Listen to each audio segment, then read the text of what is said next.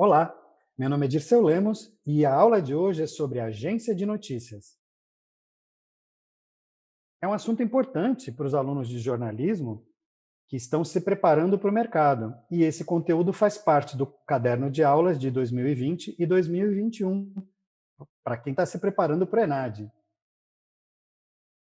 A expressão agência de notícias, de acordo com o decreto 7.708 de abril de 2012, ou seja, essa é uma definição estipulada pela lei, se refere a qualquer empresa jornalística cujo o foco de atuação é a difusão de informações de notícias coletadas diretamente das fontes, né, para os veículos de comunicação, tais como jornais, revistas, rádios e televisões. Né?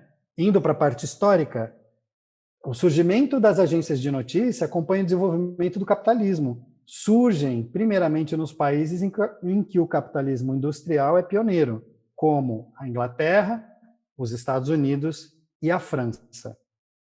Charles-Louis Ava se associa a um banqueiro em 1820, ele abre um escritório de informações econômico-financeiras, né? Então, a função desse escritório é reunir todas as notícias econômicas para que ele pudesse encontrar, né, e informar um banqueiro chamado Gabriel Ouvrard, né? Ele falava tudo o que acontecia no mercado. Então, o início da primeira agência de notícias tinha a ver com economia. A AVA investiu na formação de uma rede de informantes europeus para vender relatórios para outros empresários. A missão dele, né, era ler tudo o que podia afetar na economia. Então, as guerras, o comércio, o preço das commodities, né, são produtos primários, os naufrágios, tudo que pudesse impactar era reunido num único lugar e oferecido a esses empresários. Em 1832, ele funda o Bureau de Tradução de Jornais Estrangeiros. Ele falava vários idiomas, né? E aí, essa empresa fazia a tradução de notícias estrangeiras para publicações francesas.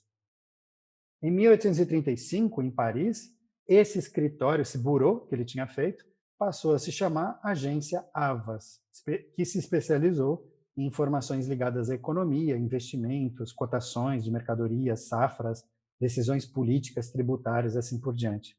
Né? Suas notícias eram enviadas também para outros jornais, para outros empresários, banqueiros da Holanda, Bélgica, Grã-Bretanha, Alemanha. Ou seja, nessa época, gente, em 1885, não existia telefone, não existia internet, não existia nada. Imagina como é que funcionava uma agência de notícias. Aí vem a curiosidade, tá?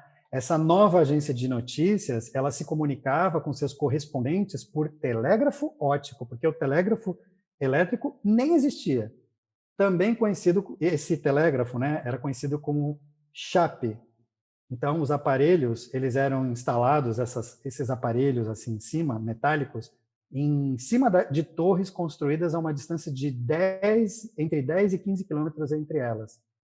Cada aparelho era composto por braços de madeira móveis, o operador na torre movia os braços para diferentes posições e ângulos, né, para indicar letras e símbolos, os quais eram observados por um observador na torre seguinte através de um telescópio. E aí esse fazia e assim por diante.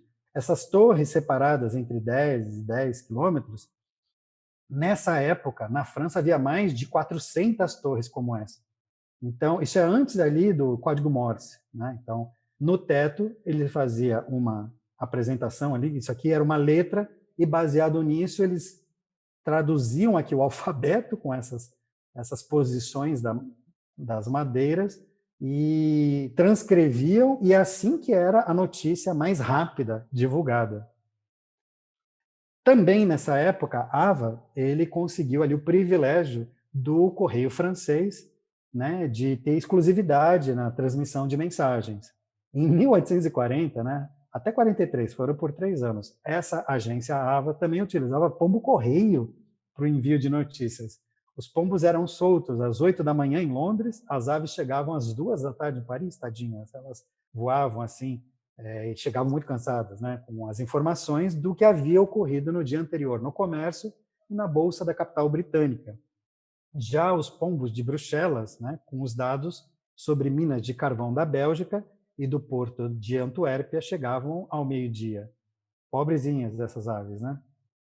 Bom, em 1844, o código Morse, né, o Samuel Morse, ele inventou o telégrafo em 35, mas ele só em 44 que conseguiu inaugurar a primeira linha de telégrafo elétrico do mundo, aí utilizando lá o código Morse, né? Então, ele ligou essa linha de Baltimore a Washington, nos Estados Unidos, e aí dava para fazer 30 caracteres por minuto, muito mais rápido do que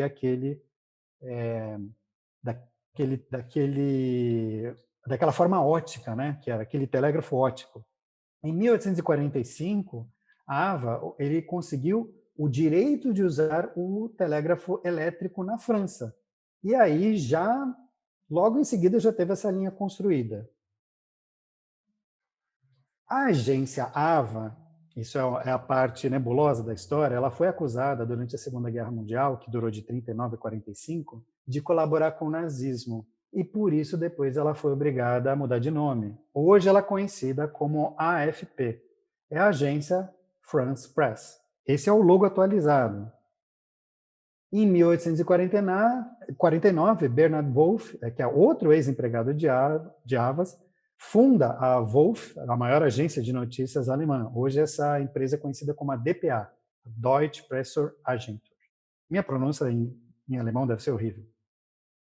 Em 1851, Julius Reuter, alemão naturalizado inglês, né, que é um ex-funcionário de Avas, ele funda a sua própria agência, a Reuters, especializada na cobertura de mercado de ações e é sediada em Londres. A Reuters é uma das principais agências de notícias do mundo, ela tem 14 mil funcionários, opera em 204 cidades, né, fornecendo textos em 19 línguas, é muita gente. Em 2007, a Reuters foi incorporada por uma empresa canadense, e aí agora o nome dela se chama Thomson Reuters.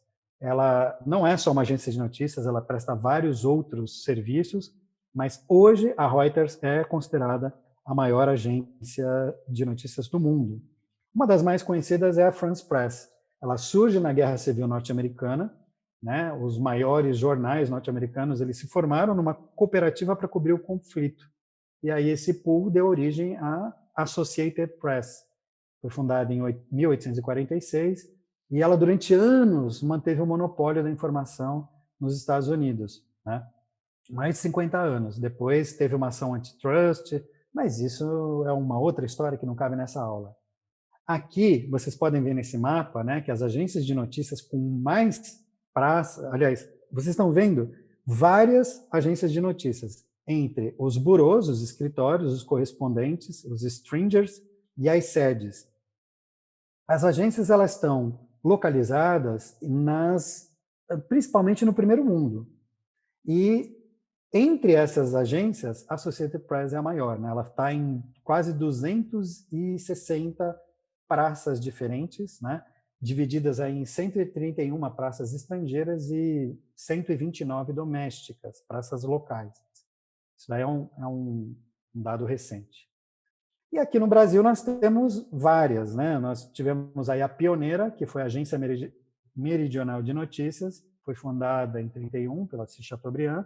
Nós temos a Agência Brasil, fundada em 1930, né, na época do Getúlio Vargas, se chamava na época Agência Nacional. Existe a Agência Jornal do Brasil, a Agência Estado, do Jornal Estado de São Paulo, fundada em 1970, a Agência Folha, que hoje é Folha Press, e a Agência O Globo. Essas são as maiores agências.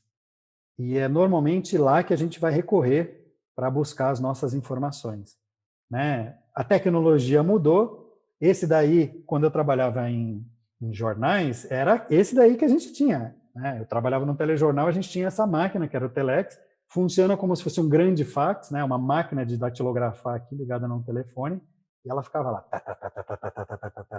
saindo notícias o tempo inteiro, que vinham daqui de São Paulo, né? A gente assinava a Agência Estado. Hoje, a notícia ela vagueia aí pela rede, pela internet. E como é que isso passa de um lugar para o outro? Não é mais, né? uma coisa assim ótica, é por meio de cabos submarinos. Esse mapa aqui mostra os cabos submarinos pelo mundo. A internet é a fonte por onde trafega e é imediata a informação.